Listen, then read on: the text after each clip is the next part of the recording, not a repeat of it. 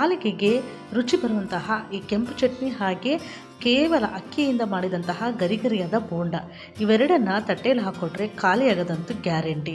ಹಾಗಾದರೆ ಈ ಕೆಂಪು ಚಟ್ನಿ ಮಾಡೋದು ಹೇಗೆ ಮೊದಲಿಗೆ ನೋಡೋಣ ಬನ್ನಿ. ನಾನು ನಿಮ್ಮ ರೂಪ. ಎಲ್ಲರಿಗೂ ಚಿನ್ನದ ಮನಸ್ಸು ಚಾನೆಲ್ಗೆ ಸ್ವಾಗತ.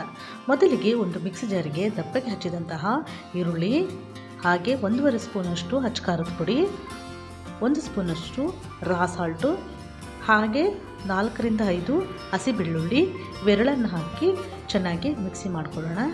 ನೋಡಿ, ನೈಸಾಗಿ ಗ್ರೈಂಡ್ ಮಾಡ್ಕೋಬೇಕು. ಈಗ ಈ ಕೆಂಪು ಚಟ್ನಿ ರೆಡಿಯಾಗಿದೆ.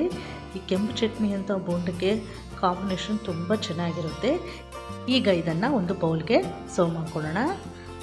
ಈಗ ಒಂದು ಬೌಲ್ಗೆ ಸರ್ವ್ ಮಾಡ್ಕೊಂಡ್ಮೇಲೆ ಇದಕ್ಕೆ ಒಗ್ಗರಣೆ ಹಾಕೋಣ. ಒಗ್ಗರಣೆಗೆ ಸಾಸಿವೆ, ಜೀರಿಗೆ, ಕಡಲೆಬೇಳೆ, ಉದ್ದಿನಬೇಳೆ ಹಾಗೆ ಕರಿಬೇವನ್ನು ಹಾಕ್ಕೊಂಡು ಸ್ವಲ್ಪ ಹಿಂಗನ್ನು ಹಾಕ್ಕೊಂಡು ಒಗ್ಗರಣೆ ಮಾಡ್ಕೋಬೇಕು. ಈಗ ಕೆಂಪು ಚಟ್ನಿ ರೆಡಿ ಆಗಿದೆ. ಈ ಕೆಂಪು ಚಟ್ನಿನ ಈಗ ಸೈಡಿಗೆ ಎತ್ತಿಟ್ಕೊಳ್ಳೋಣ. ಈಗ ನಾನು 4 ರಿಂದ 5 ಗಂಟೆಗಳ ಕಾಲ ಅಕ್ಕಿಯನ್ನು ನೆನೆ ಹಾಕ್ಕೊಂಡಿದ್ದೆ. ನಿಮಗೆ ಅಷ್ಟು ಟೈಮ್ ಇಲ್ಲ ಅಂದರೆ ಒಂದು 2-3 ತಾಸಷ್ಟು ಅಕ್ಕಿಯನ್ನು ನೆನೆ ಹಾಕ್ಕೋಬೋದು. ನಂತರ ಇಲ್ಲಿ ನಾನು 2-3 ಆಲೂಗಡ್ಡೆಯನ್ನು ಕುಕ್ಕರಲ್ಲಿ ಬೇಯಿಸ್ಕೊಂಡು ಇಟ್ಕೊಂಡಿದ್ದೀನಿ. ನೋಡಿ, ಈಗ ಇದನ್ನು ಸಣ್ಣ ಪೀಸ್ದಾಗಿ ಕಟ್ ಮಾಡ್ಕೊಳ್ಳೋಣ. ಫ್ರೆಂಡ್ಸ್, ಯಾರ್ಯಾರು ನನ್ನ ಚಾನಲ್ ನೋಡ್ತಾ ಇದ್ದೀರಾ ಅವರೆಲ್ಲರೂ ದಯವಿಟ್ಟು ನನ್ನ ಚಾನಲನ್ನು ಸಬ್ಸ್ಕ್ರೈಬ್ ಮಾಡ್ಕೊಳ್ಳಿ. ಹಾಗೆ ಪಕ್ಕದಲ್ಲಿರೋ ಬೆಲ್ಲೈಕನ್ನ ಕ್ಲಿಕ್ ಮಾಡಿ, ಶೇರ್ ಮಾಡಿ ಹಾಗೆ ಲೈಕ್ ಮಾಡಿ. ನೋಡಿ, ಈ ಥರ ಎಲ್ಲ ಸಣ್ಣದಾಗಿ ಹಚ್ಕೊಂಡು ಸೈಡ್ಗೆ ರೆಡಿ ಮಾಡಿ ಇಟ್ಕೋಬೇಕು. ಈ ಆಲೂಗಡ್ಡೆನೆಲ್ಲ ತುಂಬ ಬಿಸಿ ಇದೆ. ಈಗ ರೆಡಿ ಆಯಿತು. ಈಗ ಒಂದು ಮಿಕ್ಸಿ ಜಾರ್ ತೊಗೊಂಡು ಮಿಕ್ಸಿ ಜಾರಿಗೆ ಇಲ್ಲಿ ಅಕ್ಕಿ ನೆನೆ ಹಾಕ್ಕೊಂಡಿದ್ವಲ್ಲ ಅದನ್ನು 2 ಪಾರ್ಟಾಗಿ ಮಾಡ್ಕೊಳ್ಳೋಣ. ನೋಡಿ, ನಾನಿಲ್ಲಿ 2 ಇಡ್ಕೆಯಷ್ಟು ಅಕ್ಕಿಯನ್ನು ಹಾಕ್ಕೊತಾ ಇದ್ದೀನಿ. ನಂತರ ಇದಕ್ಕೆ ಬೇಯಿಸಿದಂಥ ಆಲೂಗಡ್ಡೆನ ಒಂದು ಅರ್ಧಷ್ಟು ಆಲೂಗಡ್ಡೆಯನ್ನು ಹಾಕ್ಕೊಳ್ಳೋಣ. ನಂತರ ಇಲ್ಲಿ ಒಂದು 4-5 ಸ್ಪೂನಷ್ಟು ಸ್ವಲ್ಪ ನೀರನ್ನು ಹಾಕ್ಕೋಬೇಕು. ಜಾಸ್ತಿ ನೀರು ಹಾಕ್ಕೊಂಡ್ರೆ ತೆಳುವಾಗುತ್ತೆ.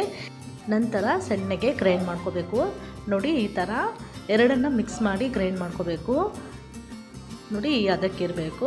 ಈಗ ಇದನ್ನು ಒಂದು ಬೌಲ್ಗೆ ಟ್ರಾನ್ಸ್ಫರ್ ಮಾಡೋಣ. ನೆನೆಸಿದ ಅಕ್ಕಿ ಮತ್ತು ಬೇಯಿಸಿದ ಆಲೂಗಡ್ಡೆನ ಎರಡೂ ಮಿಕ್ಸ್ ಮಾಡಿ ಆದರೂ ಹಾಕ್ಕೋಬೋದು, ಇಲ್ಲ ಬೇರೆ ಬೇರೆ ಆದರೂ ಹಾಕ್ಕೋಬೋದು. ಬೇರೆ ಬೇರೆ ಹಾಕ್ಕೊಳ್ಳೋದ್ರಿಂದ ಮತ್ತು ಮಿಕ್ಸ್ ಮಾಡಬೇಕಾದ್ರೆ ಅಷ್ಟು ಚೆನ್ನಾಗಿ ಮಿಕ್ಸ್ ಆಗೋಲ್ಲ, ಟೈಮ್ ಹಿಡಿಯುತ್ತೆ. ಅದಕ್ಕೆ ಎರಡನ್ನು ಮಿಕ್ಸ್ ಮಾಡಿಕೊಂಡು ಗ್ರೈಂಡಿಗೆ ಮಿಕ್ಸ್ ಮಾಡಿಕೊಂಡ್ರೆ ಆಯಿತು.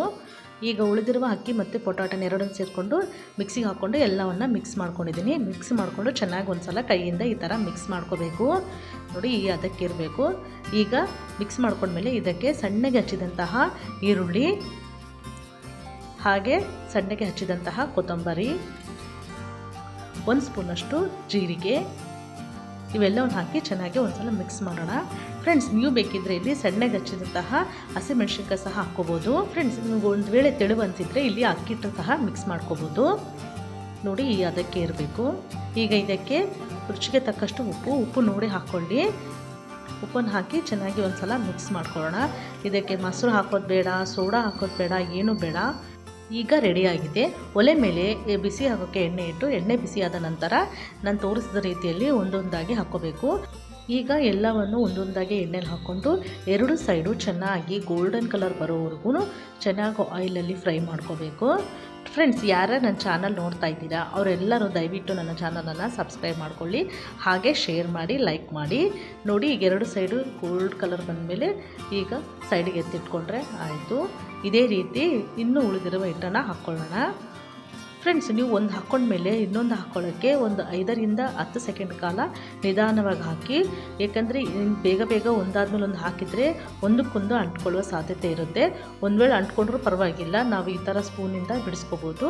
ಅದಕ್ಕೆ ಒಂದು ಹಾಕಿದ ಮೇಲೆ ಇನ್ನೊಂದಕ್ಕೆ ಒಂದು 5 ರಿಂದ 10 ಸೆಕೆಂಡ್ ಆದಮೇಲೆ ಹಾಕಿ.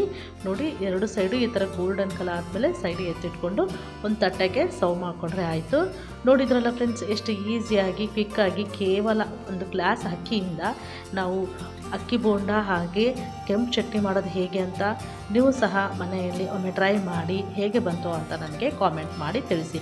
ಹಾಗೆ ನನ್ನ ಚಾನಲನ್ನು ಸಬ್ಸ್ಕ್ರೈಬ್ ಮಾಡೋದು ಮರಿಬೇಡಿ. ಮತ್ತು ಮುಂದಿನ ವಿಡಿಯೋದಲ್ಲಿ ಭೇಟಿಯಾಗೋಣ.